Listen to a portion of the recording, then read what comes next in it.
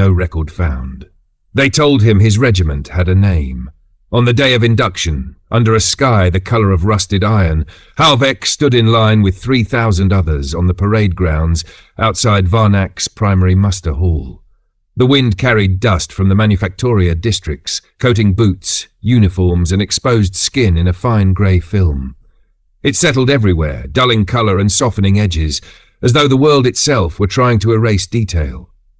They stood shoulder to shoulder, packed so tightly that Halvek could feel the heat of the man beside him through thin fatigues.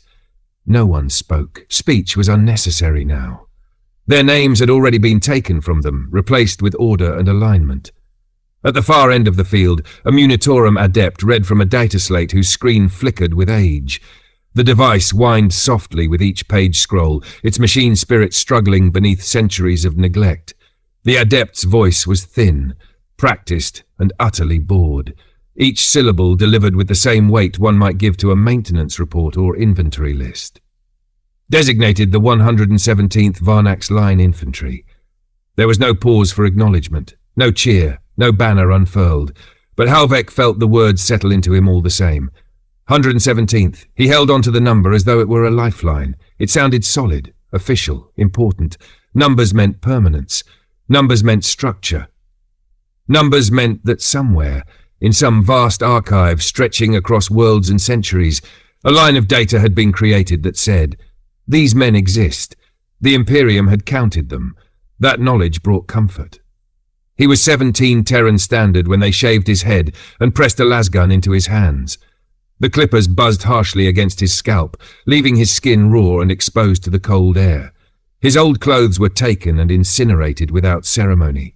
His new uniform smelled of machine oil, disinfectant and recycled fabric, issued to countless bodies before his own. Training began immediately. He learned the litany of function before he learned how to sleep through the concussion of nearby artillery. He learned how to disassemble and reassemble his weapon blindfolded, fingers moving by rote even when exhaustion blurred his vision. He learned that fear was not something to be overcome, but something to be suppressed, buried beneath repetition and prayer. Fear, they told him, was a sin of inefficiency. He learned that dying was not failure, only dying without purpose was. The instructors spoke often of duty. The commissar spoke of faith. The priest spoke of transcendence through service. Together their words formed a single truth that left no room for doubt. The individual was nothing, but the regiment was eternal. And Halvek believed them. Within the month, the 117th was loaded into troop transports and ferried to orbit.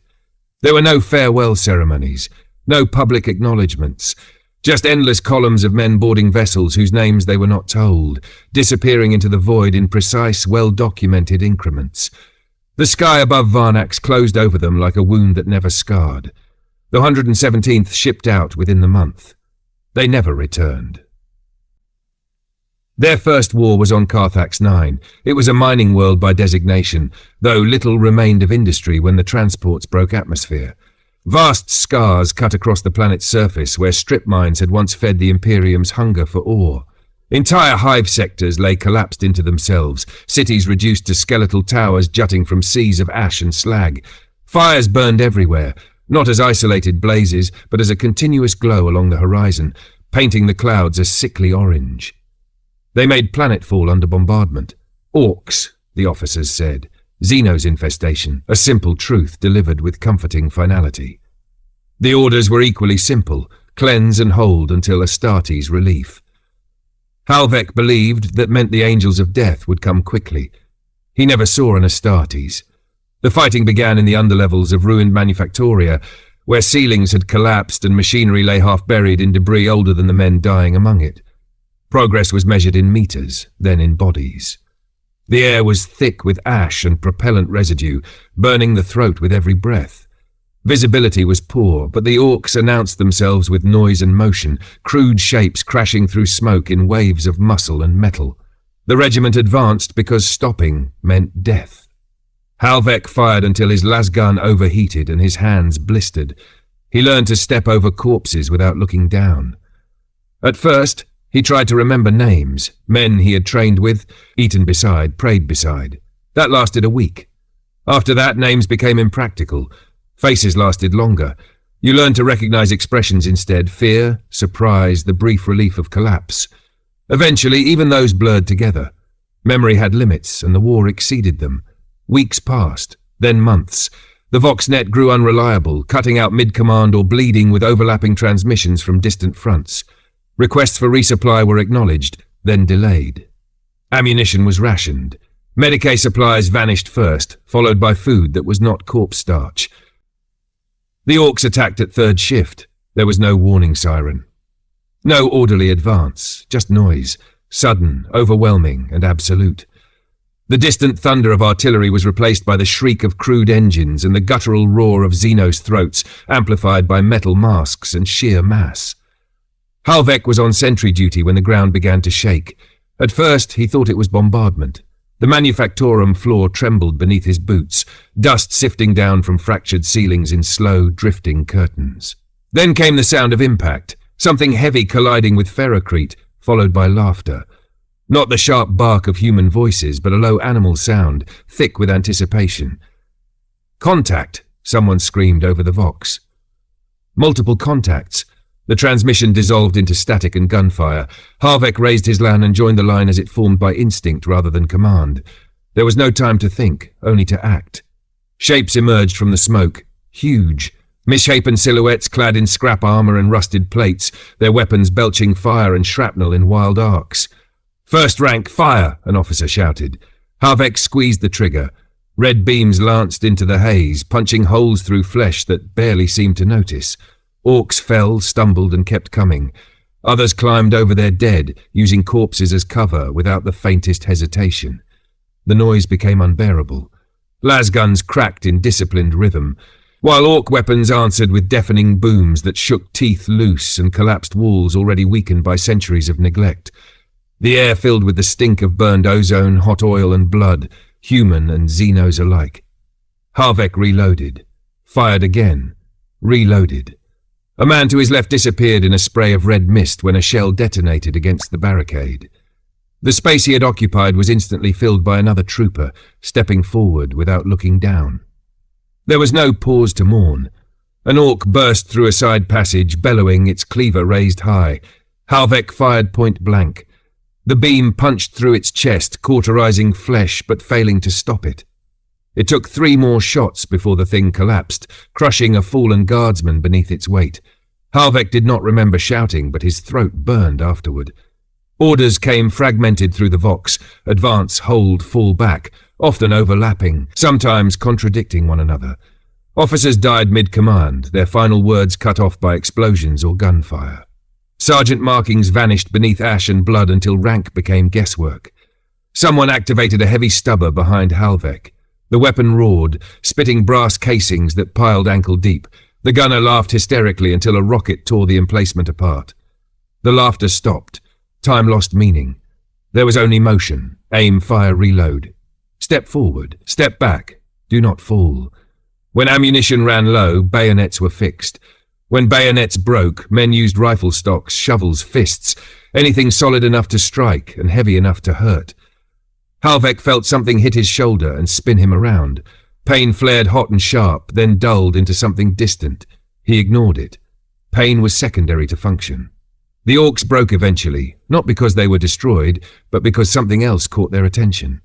The surviving Xenos withdrew as suddenly as they had arrived, laughing and firing wildly as they vanished into smoke-choked tunnels. Silence followed. Not peace, just the absence of immediate violence. Halvek leaned against a shattered machine housing and realized his hands were shaking. Around him, bodies lay where they had fallen, twisted into unnatural shapes by death and impact. Medicae teams moved through the ruins, stepping over corpses they could not save to reach those who still screamed. Someone began reciting the litany of survival. Others joined in, voices cracking, words stumbling out of order. Halvek looked down at his lasgun. The barrel was warped, the casing scorched black. It still functioned. That was enough. Above them the sky burned orange. No drop pods fell through the clouds. No Astartes answered the call. Only the echo of gunfire lingered, fading slowly into the ruins of Carthax 9. After 3 months, the Vox went silent entirely. No new orders came, no orbital fire, No resupply landers punching through the cloud cover. The sky remained empty, its constant glow unbroken by Imperial markings. The officers said it was interference. Warp storms. Standard delay. They said this often, and with increasing intensity, as if repetition alone could make it true. Faith filled the gaps where logistics failed. Daily prayers became mandatory rather than routine. The Imperial Creed was recited before every advance, every defense, every meal. When ammunition ran low, faith was said to compensate. When men broke, faith was used to justify punishment. Halvek watched Commissar Dren execute a platoon sergeant who suggested a tactical withdrawal from an exposed flank. The man did not resist. He simply looked tired. The bolt round took his head apart in a single efficient motion. The echo lingered longer than the shot itself. Dren delivered a sermon afterward, speaking of cowardice, of duty, of the Emperor's infinite gaze. It lasted nearly 20 minutes. During that time, Orc artillery resumed in the distance. The sermon was longer than the engagement that followed. Eventually, the Orcs were gone. No final charge announced it. No decisive battle marked the moment. They simply stopped coming. The guns fell silent. The smoke thinned. The crude banners disappeared from the ruins. Whether the enemy had been destroyed or had simply moved on to more interesting prey, no one could say. There was no command to pursue. When the last greenskin corpse cooled beneath the orange sky, the survivors of the 117th gathered among the ruins of a manufactorum whose nameplate had long since melted away. They counted themselves carefully. Once. Then again. 112. No message acknowledged the number. No voice answered when they transmitted it into the void. They waited for extraction. At first, waiting felt temporary, a pause between phases of war, the kind of delay the Imperium was known for, inefficient, frustrating, but ultimately resolvable. The men cleaned weapons, reinforced positions, and maintained watch rotations as if orders might arrive at any moment. Days passed. No landers descended through the clouds. No signal flares burned in the sky. The glow above Carthax 9 remained constant and empty. Weeks followed. The Voxcasters became objects of ritual. Operators checked connections obsessively, recalibrating aerials scavenged from ruined relay towers. Each attempt ended the same way: static, interference, and broken transmissions bleeding through from battles that were not theirs. Fragments of other wars haunted the airwaves. Third Company advancing. Emperor preserve. Artillery impact coordinates. Voices from worlds light years away screaming into the void, received with no more acknowledgement than the 117th themselves were given. One of the officers attempted to transmit their designation again, speaking slowly and clearly into the Vox. Imperial Command. This is the 117th Varnex Line Infantry. Mission complete. Request extraction. The signal degraded almost immediately. 17 Varn Line. Request. The rest dissolved into static. No reply ever came. The men stopped asking when relief would arrive. They began asking if it would. Officers gathered in the ruins of what had once been an administratum office, its sigils melted and its cogitators reduced to inert shells. These meetings were meant to be private, but sound carried easily through broken walls and hollow corridors. Halvek heard words he had never been trained to hear. Lost in transit, incorrect filing, delayed by reassignment, munitorum error. They spoke them softly, like heresies. The Commissar attended these meetings at first, standing rigid and silent. He still carried his bolt pistol, still wore the black greatcoat, but something in his posture had changed. Less certainty, more rigidity, as though discipline itself were the only thing holding him upright. Then the sermon stopped. At first, no one remarked on it. Battle fatigue, perhaps, a tactical reprieve. But days turned into weeks, and the absence became impossible to ignore. No more speeches about endurance, no proclamations of the Emperor's watchful gaze. The silence spoke louder than any prayer. That was when Halvek began to understand something fundamental. The Imperium was not a single bug watching God. It was a mechanism, vast beyond comprehension, ancient beyond repair, grinding forward on momentum alone. Cogs turned because they had always turned. If one slipped, if another shattered, the machine did not stop to look back. It simply compensated, or failed to notice. When food stores ran low, the decision was made without ceremony. The dead were rendered. Corpse starch was prepared from those who had fallen in the last engagements. processed with salvaged equipment and strict adherence to doctrinal procedure. Names were not spoken during the work. Faces were avoided. The product was consumed with ritual prayers recited from memory because no one had access to the proper texts anymore. Halvek ate without hesitation. Survival did not allow for reflection. They began work on the wreckage of a downed freighter whose broken hull had burned its way into the upper levels of a collapsed hive. It had no flight plan, no intact bridge systems, and no functioning astropathic relay, but it had engines. That was enough. 6 months passed in labour. Men who had once fought orcs hand-to-hand now argued over wiring schematics and fuel purity. Injuries went untreated, tools broke and were replaced with worse ones. Every task took longer than it should have, performed by hands shaking from malnutrition and exhaustion. They worked because work implied purpose. The day the shuttle finally lifted from the surface, no one cheered. They were too tired. The vessel clawed its way into orbit on engines that screamed in protest. Vox hails were transmitted continuously, identification codes, distress calls, prayers disguised as procedure. There was no response. No authorization codes were returned. No traffic control answered. No sign appeared that anyone was listening. The stars opened before them, cold and indifferent. With no flight plan, no clearance, and no confirmation that their destination even existed, the survivors of the 117th initiated a warp jump based on incomplete charts and salvaged coordinates. They jumped anyway. Because remaining behind would have meant accepting the truth, and none of them were ready for that yet. The ship emerged from the warp near a system Halvek had never heard of. The transition was rough. The vessel screamed as reality reasserted itself. Bulkheads groaning under stresses they had never been designed to endure. Men were thrown from their feet. Warning runes flickered, then died. For a few heartbeats, there was only the sound of coughing, prayers, and the distant hum of engines struggling to remain functional. Then the sensors stabilized. Stars resolved into fixed points of light. A pale yellow primary burned at the center of the system, surrounded by a sparse halo of orbital debris and traffic markers. Halvek did not recognize the star's designation, but he did not care. They were back in real space. Moments later, the auger rays detected incoming contacts. Imperial Navy patrol craft. The symbols bloomed across the cracked display screens, clean, unmistakable Imperial signatures, orderly formations, proper identification codes, the comforting geometry of authority. Relief hit Halvek so hard his knees nearly gave out. Around him men laughed softly, some openly weeping. One fell to his knees and began reciting the creed in a broken whisper. Another simply stared at the screen, lips moving soundlessly, as if afraid the sight would vanish if he acknowledged it. They had been seen. They had been found.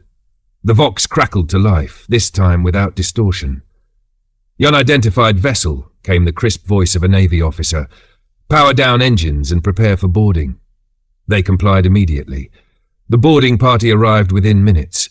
Naval armsmen in immaculate void armor, weapons held with relaxed professionalism, an officer whose uniform bore no dust or scorch marks, and a scribe priest of the administratum, its autoquill already scratching against a data slate even before it crossed the threshold. The contrast was painful. The Navy personnel looked like they belonged to a different reality, clean, well-fed, unexhausted. Their eyes moved over the survivors of the 117th with polite detachment, cataloguing damage, personnel and threat potential in equal measure. The officer gestured for identification. "Regiment and world of origin," he said. The acting colonel stepped forward. His uniform was a patchwork of replacements and repairs, insignia faded nearly to nothing. His voice was hoarse from years of shouting over gunfire, but it held something dangerously close to hope. 117th Varnex Line Infantry, he said. Tithe World, Varnax, Segmentum. The scribe priest paused. The scratching of the autoquill stopped. Its augmetic fingers hovered over the data slate as streams of data flickered across its optical implants. Seconds passed. Then more. "Please repeat designation," the priest said.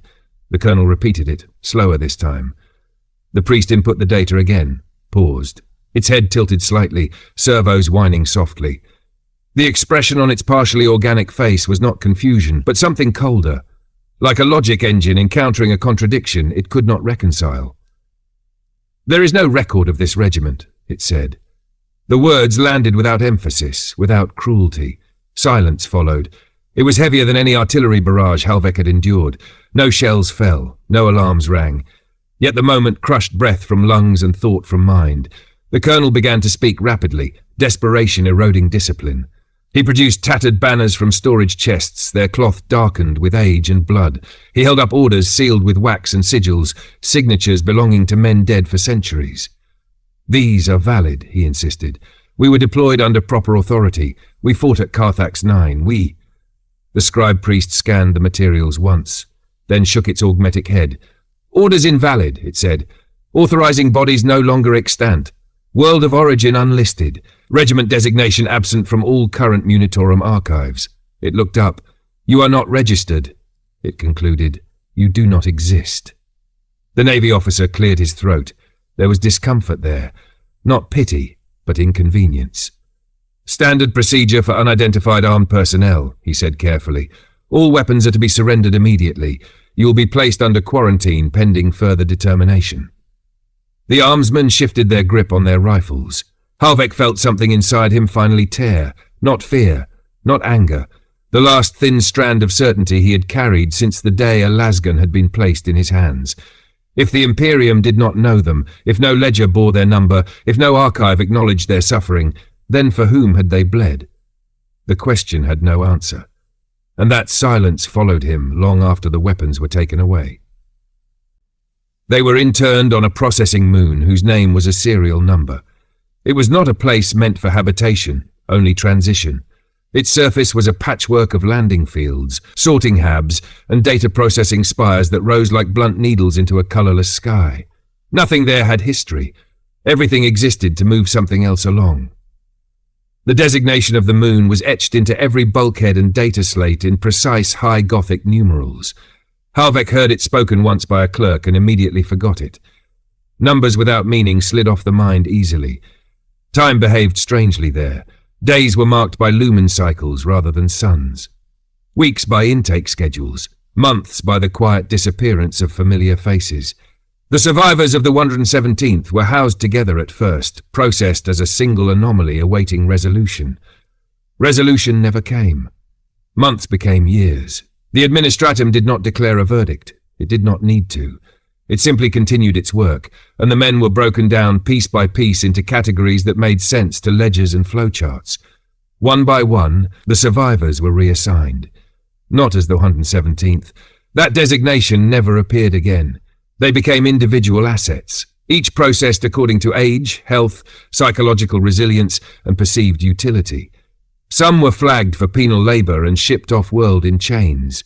Others were stripped of weapons and uniforms and marched toward manufactoria complexes where men worked until they failed. A few were taken aside for servitor candidacy. Halvek watched those men go without speaking. They did not scream. They simply stopped being soldiers. When his turn came, it was anticlimactic. A junior officer sat behind a metal desk scarred by decades of use. Data slates lay stacked beside him, each representing a life reduced to fields and checkboxes. He did not look up when Halvek stepped forward. "Designation?" the officer asked. "Halvek," he said. Then, out of habit more than hope, he added formerly 117th Varnex. The officer paused, just long enough to register the phrase as unnecessary. Then he shrugged and made a minor adjustment to the slate. Just Halvek, then. No rank, no regiment, no history, only function.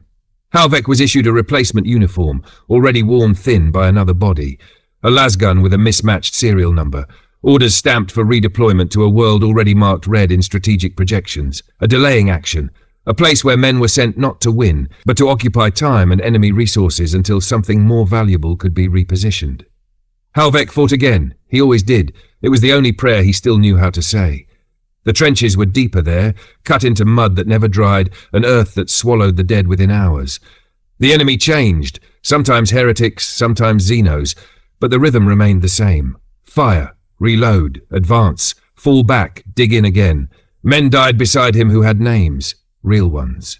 Names that belonged to units with histories and heraldry.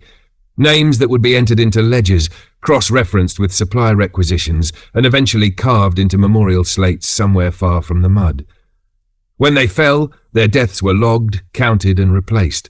Fresh troops arrived. New designations were assigned. The machine continued.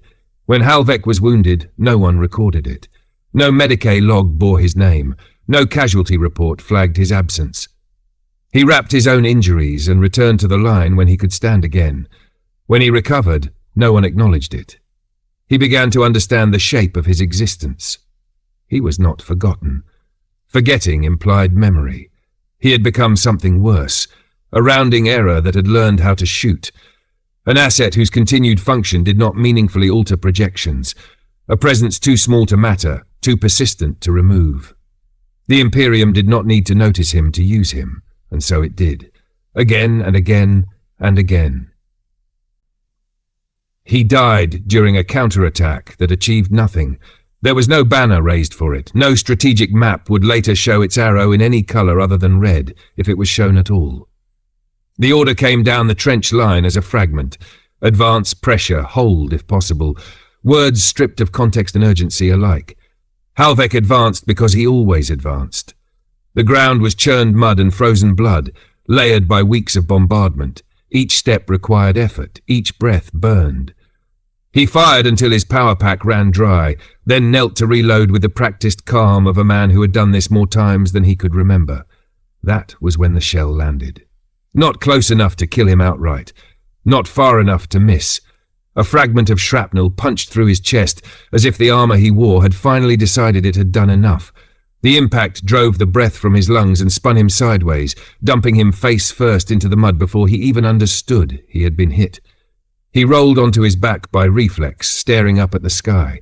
It was grey, or brown, or perhaps it had once been blue. He could not name the world.